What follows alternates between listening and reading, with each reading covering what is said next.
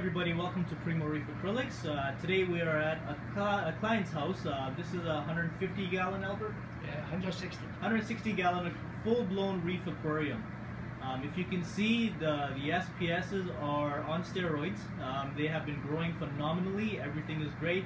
Albert here just recently bought a dosing container, which you guys probably seen about 2 weeks ago.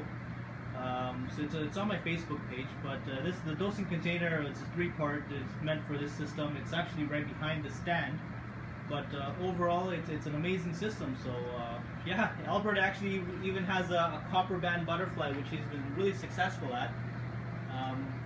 So again, like Albert said, about 2 weeks he had trouble with the copper band for not eating, and then all of a sudden, Albert, what'd you do? It's oh, actually, when I bought it, it ate mice already.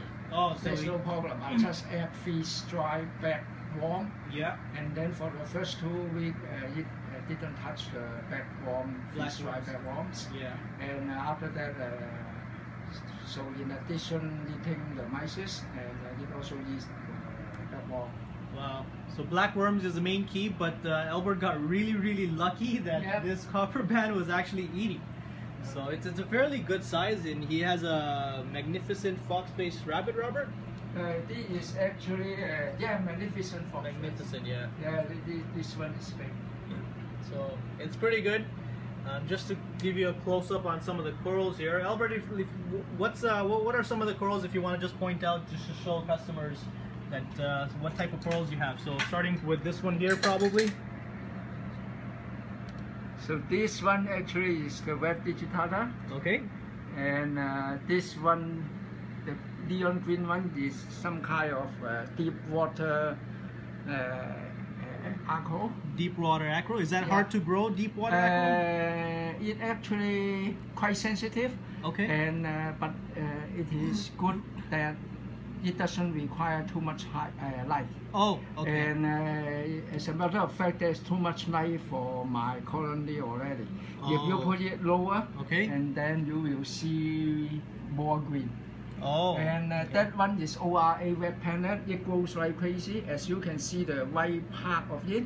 Yep. I just cut a big chunk from it, so you can still see the white part.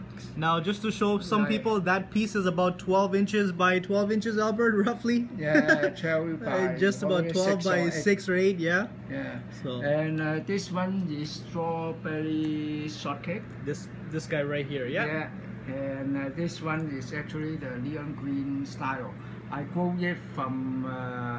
As you know that those culture colony, basically it's about 3 inches by 3 inches. Now it's about 10 by 8 or something like that. Wow! And how long did it take for this to grow from 3 inches? About for 3.5 years. 3.5 years to from 3.5 inches to this size right here. 3.5 inches. And this one is huge. Brain as well. It's brain, and it's about 10 inches. Yeah. 10 inches, also grow for about 4.5 years, maybe even more. I have this before in another tank, and this is a watermelon chalice. Yep. And watermelon chalice. And this is a tricolor valida. So as you can see from the picture, it may not be so good.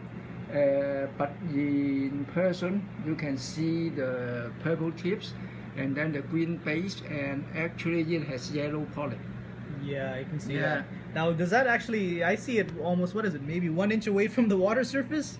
Yeah, because as you see, I put it in the middle of the tank, and then it go and reaching for the light. Because if you want to keep purple colors? Purple color. Okay. They need highlight. And, and also for the red pellet, they need highlight. Yeah. And if they don't have highlight, and it can actually, I have another red pellet inside behind the purple jacket.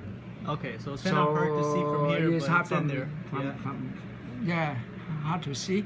And if there is not enough light, the characteristic of red pellet, You can see here the base will become a little bit green. Yeah. So I personally would like green and red rather than entirely red. Oh, so if you put it in the middle of the tank, yeah, then you can see the red and also the green. So it's quite a contrast. So you find that the pinks, the blues, the purples need to be higher in the aquarium? Oh yeah, for sure. Then obviously middle, right? Yeah. So that's one of the tricks. Right. So this one is red dragon.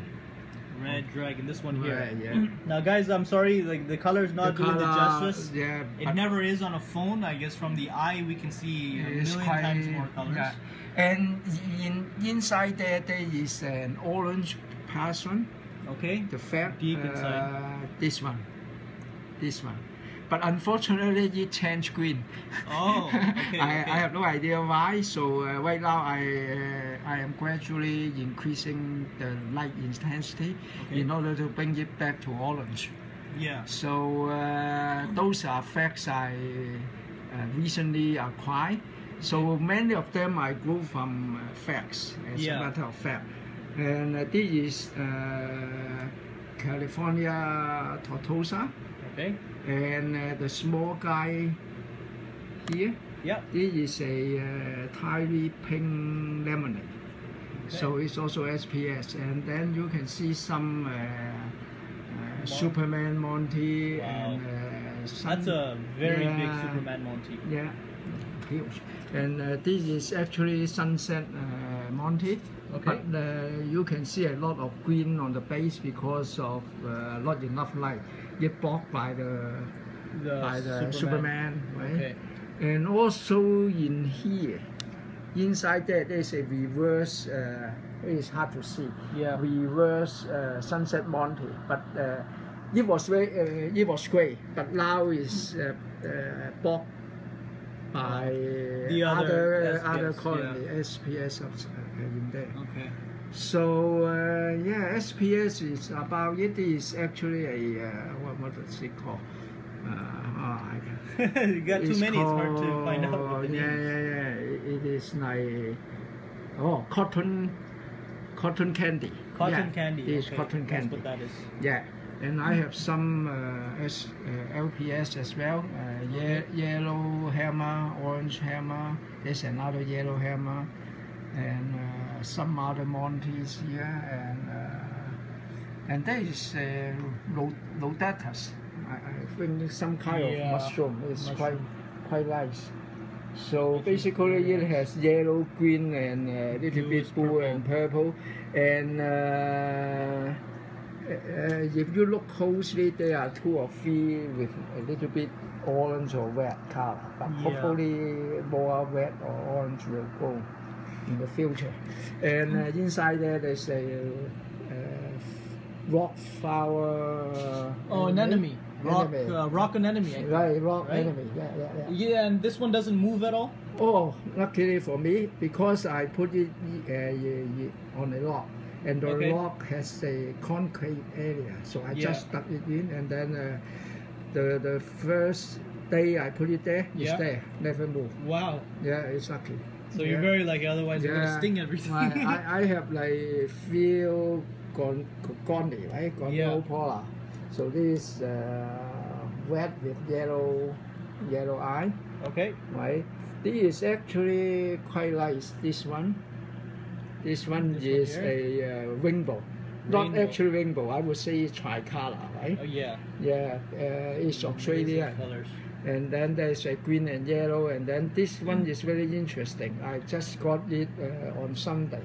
Okay. Look like there's a pink and then green polyp, so look quite good. Then behind them they are, what do they call? Torch.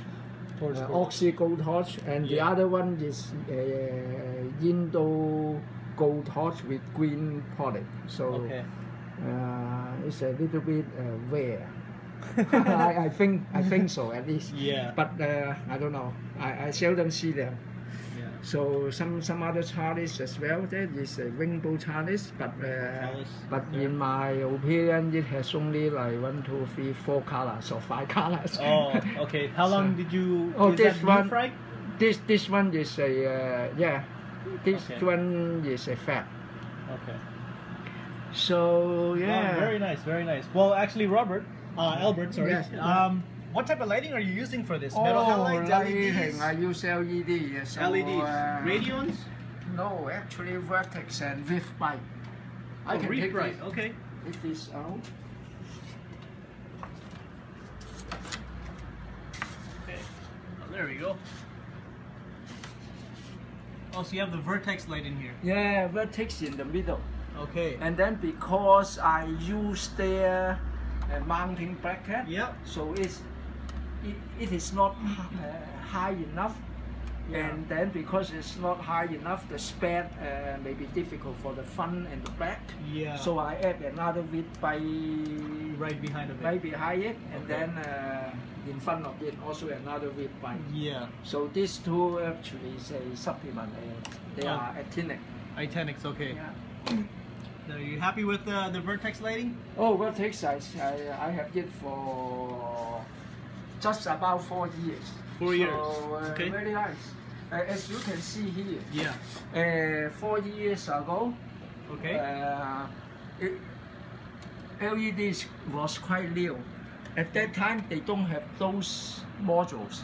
Yeah. And then about a year and a half ago, probably 1 year ago, they start to have those multi-color modules, so I can install them. Okay.